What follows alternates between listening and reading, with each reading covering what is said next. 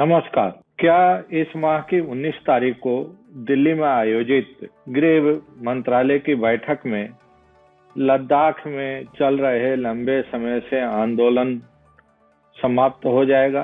क्या लद्दाख, कारगिल और लेह की जो समस्याएं हैं, वहां के लोगों के मन में जो आशंका है, जिस तरह का डर दिखाई दे रहा है वहां के लोगों के मन में, और उस आशंका के चलते जो वहां के लोग पिछले काफी दिनों से आंदोलित हैं, उनको निजात मिल जाएगा आंदोलन से? मैं इसी पर आज विस्तार में बातचीत करूंगा।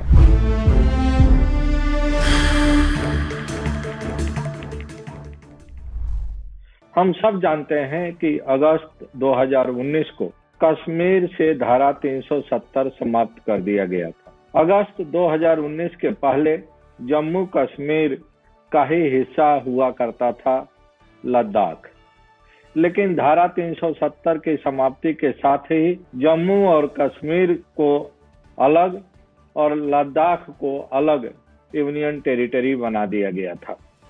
केंद्र सरकार ने जब धारा 370 खत्म किया था तो उस समय ये ऐलान किया था कि जम्मू और कश्मीर में हालात में सुधार होने के बाद जल्दी ही चुनाव कराए जाएंगे और जम्मू कश्मीर की जो विधानसभा है उसको भी बहाल कर दिया जाएगा। लेकिन लद्दाख में यूनियन टेरिटरी बना के वहां पर लेफ्टिनेंट गवर्नर की तैनाती कर दी गई। शुरुआती दौर में तो पूरे लद्दाख रीजन में लेह और कारगिल भी शामिल था।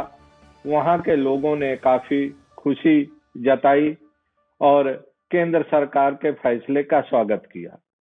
लेकिन धीरे धीरे लद्दाखियों के मन में ये भावना पैदा होने लगी कि कहीं ऐसा तो नहीं कि जो ये स्पेशल स्टेटस का दर्जा था वह धारा 370 के समाप्त होते ही पूरे उस रीजन में समाप्त हो गया, तो उसका नेगेटिव असर लद्दाखी संस्कृति, लद्दाखी ऑटोनॉमी, लेह और कारगिल के लोगों के अपने जो रीति रिवाज है उस पर पड़ने लगे और इसको लेके धीरे धीरे आंदोलन शुरू हुआ और वह आंदोलन इतना लंबा चला कि अब केंद्र सरकार उन आंदोलनकारियों से बात करने के लिए विवश हो गई है। यहाँ पर एक बात और बताना जरूरी है कि लेह और लद्दाख का जो रीजन है वहां से भारतीय जनता पार्टी ही चुनाव जीती थी और वहां से मेंबर पार्लियामेंट बीजेपी का ही है। धारा 370 के पहले भी उस रीजन से एक लोकसभा सदस्य चुन के आते थे और 4 विधानसभा के सदस्य होते थे जम्मू कश्मीर असेंबली में। लेकिन धारा 370 की समाप्ति के बाद जो 4 विधायक चुने जाते थे उनका भी स्थान खत्म हो गया और अब वहां पर एक तरह से डेवलपमेंट काउंसिल है, यूनियन टेरिटरी है और सिर्फ एक लोकसभा का सदस्य चुन के आएगा। इसी को लेके वहां के लोगों में नाराजगी है, इसी बात को लेके वहां के लोगों में आशंका है और उनको लगता है कि स्पेशल स्टेटस खत्म होने के साथ अब देश के अलग अलग राज्यों से लोग लद्दाख और लेह और कारगिल में आकर इंडस्ट्री लगा सकते हैं, होटल बना सकते हैं, अपना कारोबार कर सकते हैं। तो इस तरह से जो पूरा का पूरा डेमोग्राफी है उसके चेंज होने का खतरा है और इसलिए वे लोग एक बार फिर स्पेशल स्टेटस की मांग कर रहे हैं। उनकी मांग है कि लद्दाख को स्टेटहुड दिया जाए, पूर्ण राज्य का दर्जा दिया जाए, वहां चुनाव कराए जाए और लोकसभा की 1 के बजाय 2 सीटें सृजित किया जाए और उनको ज्यादा से ज्यादा अधिकार दिए जाए। उनका ये भी कहना है कि वे किसी भी तरह के इन्वेस्टमेंट, डेवलपमेंट और ग्रोथ के खिलाफ नहीं है। वे भारत के सभी रीतियों, नीतियों और सिद्धांतों और कानूनों को पालन करने के लिए तैयार है। लेकिन उनका ये कहना है कि जब तक उनको स्टेटहुड नहीं मिलेगा जब तक उनको ऑटोनॉमी नहीं मिलेगी तब तक उनकी जो कल्चरल और हेरिटेज है उसको बचा पाना असंभव है। और इसलिए उनके मन में एक डर बना हुआ है और इस डर को के कारण ही वहां के लोग एक लंबे समय से आंदोलनरत है।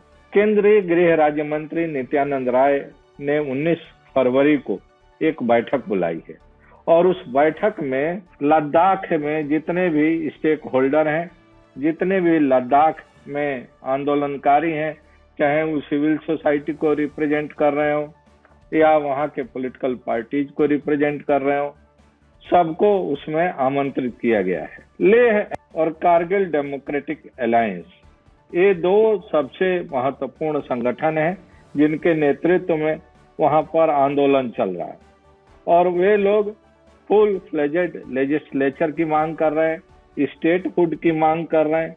उनका कहना है कि धारा 370 की समाप्ति के पहले जिस तरह की व्यवस्था थी, जिस तरह के प्रतिनिधियों का चयन होता था, उसमें कमी आई है। अब देखना है कि केंद्र सरकार क्या रुख अख्तियार करता है, केंद्र सरकार किस तरह की फार्मूला पेश करती है इन आंदोलनकारियों के सामने, इनके नेताओं के सामने। लेकिन मुद्दा बहुत गंभीर है और इसको लेके लगातार वहां की जनता सड़कों पर है। हम सब जानते हैं कि स्ट्रेटेजिक दृष्टि से लेह, लद्दाख और कारगिल का बहुत ही महत्वपूर्ण स्थान है। पिछला जो कारगिल वार हुआ था, हम सब जानते हैं कि पिछले कारगिल वार के समय इस क्षेत्र का बहुत ही सामरिक महत्व था। पाकिस्तान से घुसपैठ इसी क्षेत्र की तरफ से हुआ था और वहां पर हमारी इंटेलिजेंस एजेंसीज का फेल्योर था। पाकिस्तानी सैनिक कई हफ्ते पहले से हमारी सीमा के अंदर घुस के अपना बंकर और अपना डेरा जमाए हुए थे और हमारी जो सुरक्षा एजेंसियां थीं, हमारी जो इंटेलिजेंस एजेंसीज थीं, वे समय रहते केंद्र सरकार को बताने में विफल रहीं। कुछ लोगों का यह भी कहना है और विपक्षी दलों का ये आरोप रहा है कारगिल वार के समय से ही कि सुरक्षा एजेंसियों ने तो अपना काम सही वक्त पर कर लिया था। खुफिया एजेंसियों की तरफ से भी सारी महत्वपूर्ण जानकारी केंद्र सरकार से साझा कर ली गई थी, लेकिन केंद्रीय सरकार के स्तर पर निर्णय लेने में विलंब हुआ, असमंजस की स्थिति रही। नतीजा ये हुआ कि भारत को लंबे समय तक एक अघोषित युद्ध का सामना करना पड़ा और उस कारगिल युद्ध में हमारे सैकड़ों जवान शहीद हुए और बमुश्किल अमेरिका की दखलंदाजी के बाद जो पाकिस्तानी सेना थी उसको सिर्फ पैसेज दिया गया और कारगिल को फिर अपने कब्जे में किया गया। इसलिए कारगिल, लेह और लद्दाख सामरिक दृष्टि से भी बहुत महत्वपूर्ण है और भारत सरकार को चाहिए कि इस क्षेत्र की जनता के मन में अगर किसी भी तरह का कोई डर है, कोई आशंका है, किसी भी तरह के अपनी ऑटोनॉमी को लेके चिंता है, तो उसको समय रहते दूर करना चाहिए। लेह और लद्दाख की जो डेमोग्राफी है वो भी विचित्र है। कारगिल मुस्लिम डोमिनेटेड एरिया है, वहाँ के बहुतायत जो आबादी है वो मुस्लिम है, जबकि लेह बुद्धिस्ट धर्म के मानने वाले लोगों का क्षेत्र है। वहाँ पर जो आबादी है उसमें बहुसंख्यक बुद्धिज्म के मानने वाले लोग हैं।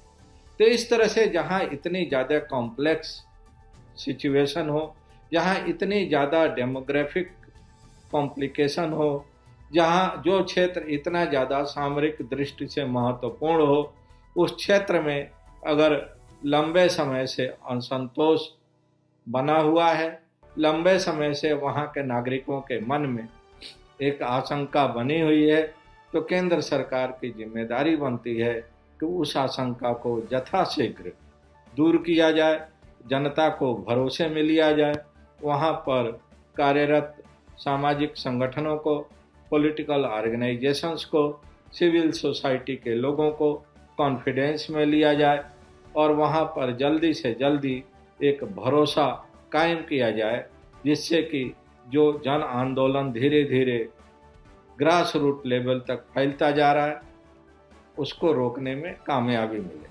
और इस क्षेत्र को सुरक्षा की दृष्टि से मजबूत बनाया जाए, सुरक्षा की दृष्टि से चाक चौबंद किया जाए, जिससे कि भविष्य में कारगिल जैसी कोई घटना की पुनरावृत्ति न हो। Thank you. नमस्कार।